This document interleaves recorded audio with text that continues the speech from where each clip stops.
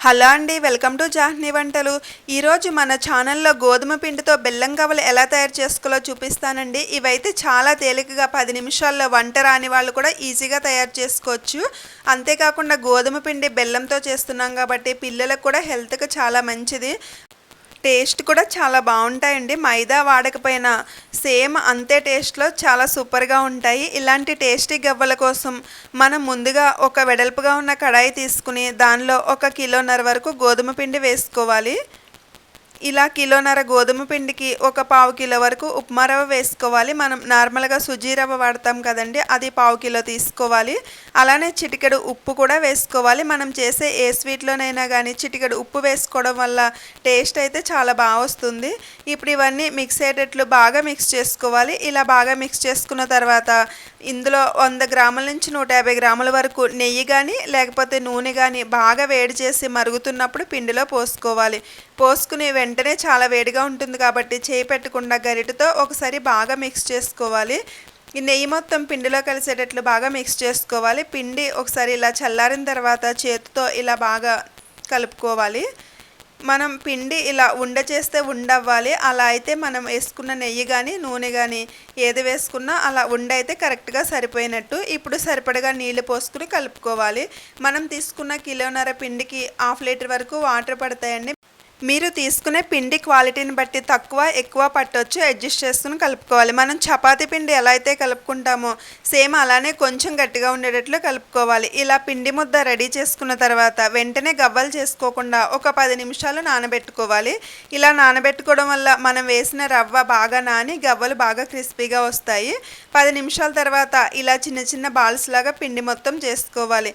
చేసుకుని మీ దగ్గర కనుక గవ్వల చెక్క లేకపోయినట్టయితే కనుక మనం ఆయిల్లో నుంచి డీప్ ఫ్రై చేసిన ఐటమ్స్ తీస్తాం కదా, ఇట్లా జాలిగరిటె దీని మీద పెట్టుకుని ఇట్లా చేసుకున్న గవ్వ షేప్ వస్తుంది. మీ దగ్గర పీట ఉంటే ఇంకా చేసుకోవడం చాలా ఈజీ. ఇలా పీట మీద ఒక్కొక్క పిండి ముద్ద పెట్టుకుని ఇలా చేసుకుంటే గవ్వల షేప్ అయితే చాలా ఈజీగా వచ్చేస్తుంది. ఇలా మీరు తీసుకున్న పిండి మొత్తం గవ్వల్లాగా రెడీ చేసుకోవాలి. ఫస్ట్గా చిన్న చిన్న బాల్స్ చేసుకుని తర్వాత ఇలా గవ్వలు చేసుకుంటే చేసుకోవడం కూడా చాలా తేలిక. ఇలా మనం తీసుకున్న కిలోన్నర పిండి మొత్తం గవ్వలు రెడీ చేసుకుని పక్కన పెట్టుకోవాలి. ఇప్పుడు స్టవ్ మీద ఆయిల్ పెట్టుకుని బాగా హీట్ అవ్వనివ్వాలి. ఆయిల్ బాగా ఇలా హీట్ ఎక్కిన తర్వాత మనం రెడీ చేసుకున్న గవ్వలు ఒక్కొక్కటిగా వేసుకోవాలి. ఒకసారి మొత్తం వేసేస్తే అంటుకుపోతాయి కాబట్టి మనం తీసుకున్న ఆయిల్కి సరిపడా వేసుకోవాలి. వేసుకుని స్టవ్ హై నుంచి మీడియం ఫ్లేమ్లో పెట్టుకుని బాగా వేయించుకోవాలి.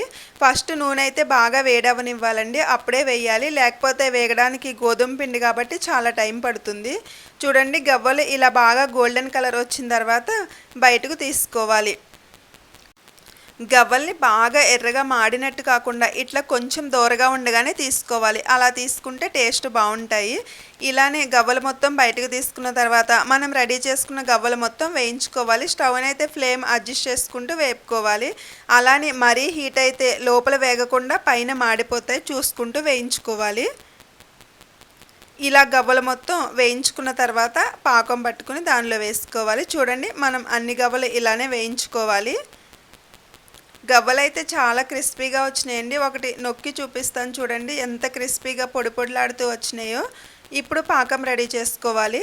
పాకం పట్టుకోవడం కోసం ఇలా వెడల్పుగా ఉన్న ఒక గిన్నె తీసుకుని మనం తీసుకున్న కేజీన్నర పిండికి 1 కేజీ వరకు బెల్లం వేసుకుంటున్నానండి. స్వీట్ అయితే బాగా తక్కువ తినేవాళ్ళు అయితే కనుక 3/4 కిలో బెల్లం వేసుకున్నా సరిపోతుంది. అలానే 1/2 లీటర్ నీళ్ళు పోసుకుని బెల్లాన్ని బాగా కరగనివ్వాలి.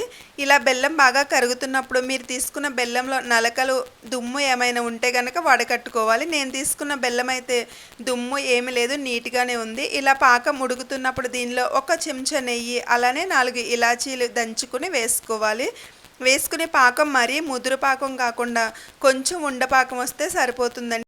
పాకం మరీ ముదురు పాకం వచ్చినట్లయితే కనుక గవ్వలు సరిగా ఆరకుండా అలానే జిగురు జిగురుగా ఉంటాయి. చూడండి, ఇలా లేత పాకం వస్తే సరిపోతుంది. ఇలా ఒకసారి పాకం ఇలా దగ్గరగా ఫామ్ అయితే సరిపోతుంది. పాకం రెడీ అయినట్టే. ఇప్పుడు ఇలా రెడీ అయిన పాకాన్ని మనం ముందుగా రెడీ చేసి పెట్టుకున్న గవ్వల్లో వేసుకోవాలి. వేసుకుని స్పూన్తో బాగా మిక్స్ చేసుకోవాలి. మీరు పాకం పోసిన తర్వాత అలానే వదిలేస్తే పాకమంతా అడుగుకి వెళ్ళిపోయి పైన గవ్వలు అలానే ఉంటాయి కాబట్టి ఇలా మిక్స్ చేసుకోవాలి. ఇలా 10 నిమిషాలు బాగా మిక్స్ చేసుకుంటే పాకం చాలా త్వరగా ఆరిపోతుంది. బెల్లం అయితే మీరు పాకానికి బాగా మెత్తగా ఉన్న బెల్లం తీసుకోకూడదండి. అలా తీసుకున్నట్లయితే పాకం త్వరగా ఆరదు. నేను తీసుకున్నట్లు కుందు బెల్లం, బాగా గట్టి బెల్లం తీసుకున్నట్లయితే పాకం త్వరగా ఆరిపోతుంది. మీరు బాగా మెత్తడి బెల్లం తీసుకున్నట్లయితే గనక దానిలో 1/2 కిలో వరకు బెల్లం క్వాంటిటీ తగ్గించుకుని పంచదార వేసుకోవాలి. అలా వేసుకుంటే త్వరగా ఆరిపోతుంది. చూడండి 10 నిమిషాల్లో గవ్వలు చాలా చక్కగా ఆరిపోయినాయి కదా. ఇవి నెల రోజుల వరకు నిలువ ఉంటాయండి. టేస్ట్ కూడా చాలా బాగుంటాయి. చూసారు కదా బెల్లం గవ్వలు ఎంత ఈజీగా తయారు చేసుకోవచ్చో.